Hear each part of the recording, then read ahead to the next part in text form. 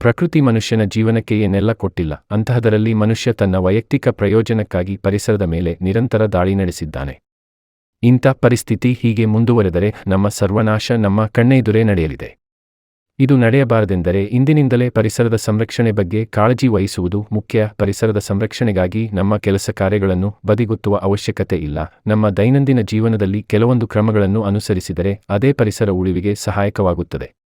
ನಿಸರ್ಗದ ಜೊತೆ ಬೆರೆತು ಬಾಳಿದರೆ ಪರಿಸರದ ಮೇಲೆ ದುಷ್ಪರಿಣಾಮ ಬೀರುವ, ಪರಿಸರದ ಉಳಿವಿಗೆ ಪೂರಕವಾಗುವ ವಿಷಯಗಳ ಬಗ್ಗೆ ನಮ್ಮ ಸಾಮಾನ್ಯ ಜ್ಞಾನ ತಾನಾಗಿಯೇ ಬೆಳೆಯುತ್ತದೆ. ಆದರೆ ಅದು ಅಷ್ಟು ಸುಲಭವಲ್ಲ. ಆಧುನಿಕ ಜಗತ್ತಿನಲ್ಲಿ ತಂತ್ರಜ್ಞಾನದ ಆವಿಷ್ಕಾರದಿಂದ ಇಂದಿನ ಮಾನವನ ಜೀವನ ಹಾಗೂ ಚಟುವಟಿಕೆಗಳು ಅತ್ಯಂತ ಸಂಕೀರ್ಣವಾಗಿವೆ. ಇದರಿಂದ ಹೆಚ್ಚಿನ ಮನುಷ್ಯರು ಪ್ರಕೃತಿಯಿಂದ ದೂರಾಗಿ ವಿವಿಧ ಅನೈಸರ್ಗಿಕ ಚಟುವಟಿಕೆಗಳಲ್ಲಿ ಕಾಲಕಳೆಯುವ ಪರಿಸ್ಥಿತಿ ನಿರ್ಮಾಣವಾಗಿದೆ. ಮನುಷ್ಯನ ಉದಾಸೀನತೆ, ತಿಳಿಗೇಡಿತನದಿಂದ ನಿಸರ್ಗ ಬಸವಳಿಯುತ್ತಾ ಸಾಗುತ್ತಿದೆ.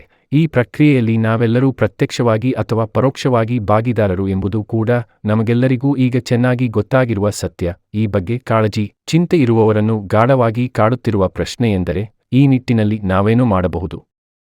ಪರಿಸರದ ಸಂರಕ್ಷಣೆ ಬಗ್ಗೆ ಗಮನಿಸಬೇಕಾದ ಅಂಶಗಳು: ಜನಸಂಖ್ಯೆ ಹೆಚ್ಚಳ, ಕಡಿತ ಹಾಗೂ ಅವರ ಒಟ್ಟಾರೆ ಬೇಡಿಕೆಯ ಮೇಲಿನ ಪರಿಣಾಮ. ಆಹಾರ, ಕೃಷಿ, ಕೀಟನಾಶಕಗಳ ಬಳಕೆ, ಸಾವಯವ ಕೃಷಿಯ ಬೆಳವಣಿಗೆ, ಪ್ರಾಣಿಮೂಲ ಆಹಾರದಿಂದ ಪರಿಸರಕ್ಕೆ ಆಗುವ ಆಘಾತ. ಜನರು, ಸಂಘ ಸಂಸ್ಥೆಗಳು, ಪರಿಸರಕ್ಕೆ ಅವರ ಕೊಡುಗೆಗಳು, ಪಾತ್ರ ಹಾಗೂ ಅವರ ನೈಜ ಉದ್ದೇಶಗಳು. ತ್ಯಾಜ್ಯ ಉತ್ಪಾದನೆ, ಸಂಸ್ಕರಣೆ ಹಾಗೂ ವಿಲೇವಾರಿ. ನೀರು ಬಳಕೆಯ ಪ್ರಮಾಣ, ಮಳೆನೀರಿನ ಇಂಗುವಿಕೆಯ ಪ್ರಮಾಣ, ವಿವಿಧ ಮೂಲಗಳ ಸ್ಥಿತಿಗತಿ. ಸ್ಥಳೀಯ ಸಂಸ್ಕೃತಿ, ಹಿರಿಯರ ಜೀವನ ಕ್ರಮ, ಅದರಲ್ಲಿರುವ ಒಳಿತು ಕೆಡುಕುಗಳು ಪರಿಸರದ ದೃಷ್ಟಿಯಿಂದ. ಇಂಧನ ಶಕ್ತಿ ಬಳಕೆಯ ಪ್ರಮಾಣ, ನವೀಕರಣಗೊಳ್ಳುವ ಮೂಲಗಳ ಶೇಕಡಾವಾರು ಕೊಡುಗೆ. ನೆಲ ಬಳಕೆಯಲ್ಲಿ ಆಗುತ್ತಿರುವ ವ್ಯತ್ಯಾಸಗಳು, ಕಾಡು ಕೃಷಿಭೂಮಿಯಾಗುವುದು, ಕೃಷಿಭೂಮಿ ನಿವೇಶನಗಳಾಗುವುದು. ಆರ್ಥಿಕತೆ ಏರಿಳಿತದಿಂದ ಜನರ ಜೀವನ ಶೈಲಿ, ಅವರ ಬೇಡಿಕೆಗಳು ಹಾಗೂ ಪರಿಸರದ ಮೇಲೆ ಆಗುವ ಪರಿಣಾಮ. ಅಪಾಯಕಾರಿ ತ್ಯಾಜ್ಯಗಳನ್ನು ಮಕ್ಕಳ ಕೈಗೆ ಸಿಗದಂತೆ ಸಂಗ್ರಹಿಸಿ ಜಾಗ್ರತೆಯಾಗಿ ವಿಲೇವಾರಿ ಮಾಡಿ. ಉದಾ ಟ್ಯೂಬ್ಲೈಟುಗಳು, CFL ಬಲ್ಬುಗಳು, ಇಲೆಕ್ಟ್ರಾನಿಕ್ ಉಪಕರಣಗಳು ಅಥವಾ ಬಿಡಿಭಾಗಗಳು ವಿಂಗಡಣೆ ಮಾಡಿ ವಿಲೇವಾರಿ ಮಾಡುವ ಪ್ರಬುದ್ಧ ವ್ಯವಸ್ಥೆ ಇಲ್ಲದಿದ್ದಲ್ಲಿ ಅದಕ್ಕೋಸ್ಕರ ಒತ್ತಾಯಿಸಿ. ವಿಂಗಡಣೆ ಮಾಡುವುದು ನಿಮ್ಮ ಜವಾಬ್ದಾರಿ, ಆದರೆ ಅದರ ಮುಂದಿನ ವ್ಯವಸ್ಥೆಯನ್ನು ಕೇಳುವುದು ನಿಮ್ಮ ಹಕ್ಕು. ನಕ್ಷತ್ರ ಚಿಹ್ನೆ ಸಾರ್ವಜನಿಕ ಸಾರಿಗೆ ವ್ಯವಸ್ಥೆಯನ್ನೇ ಹೆಚ್ಚಾಗಿ ಬಳಸಲು ಪ್ರಯತ್ನ ಮಾಡಿ. ಇದರಿಂದ ಪರಿಸರವೂ ಉಳಿಯುತ್ತದೆ, ದೇಶದ ಪೆಟ್ರೋಲಿಯಂ ಆಮದಿನ ಹೊರೆಯೂ ಕಮ್ಮಿಯಾಗುತ್ತದೆ. ನಿಮ್ಮ ಮನೆಯೊಳಗೆ ಉತ್ತಮ ಗಾಳಿ, ಬೆಳಕು ಇರುವಂತೆ ನೋಡಿಕೊಳ್ಳಿ. ಹಗಲು ಹೊತ್ತನ್ನು ಚೆನ್ನಾಗಿ ಉಪಯೋಗಿಸಿ. ಆಗ ಫ್ಯಾನ್, ವಾತಾನುಕೂಲಿ, ವಿದ್ಯುತ್ ದೀಪಗಳು ಇವೆಲ್ಲದರಲ್ಲಿ ವಿದ್ಯುತ್ ಶಕ್ತಿಯನ್ನು ಉಳಿಸಬಹುದು. ನವೀಕರಿಸಲು ಸಾಧ್ಯವಿರುವ ಮೂಲಗಳನ್ನು ಉಪಯೋಗಿಸಿ. ಉದಾ ಸೋಲಾರ್ ನೀರಿನ ಹೀಟರ್, ಸೋಲಾರ್ ದೀಪಗಳು. ಸಾಧ್ಯವಾದಾಗಲೆಲ್ಲ ರಾಸಾಯನಿಕ ಮುಕ್ತ, ಸಾವಯವ ಹಾಗೂ ಸಸ್ಯಮೂಲದ ಆಹಾರ ಪದಾರ್ಥಗಳನ್ನೇ ಖರೀದಿಸಿರಿ.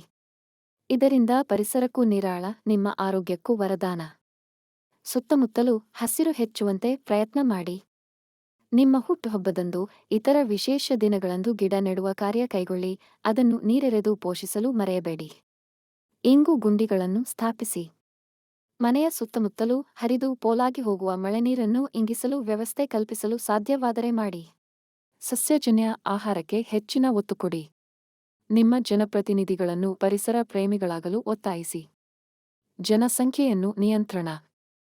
ಸ್ಥಳೀಯ ಯೋಜನೆಗಳ ಬಗ್ಗೆ ಜಾಗೃತರಾಗಿರಿ. ಅಗತ್ಯ ಬಿದ್ದಲ್ಲಿ ಕೈಜೋಡಿಸಿ ಪರಿಸರ ಸಂರಕ್ಷಣೆಗಾಗಿ ಹೋರಾಡಿ.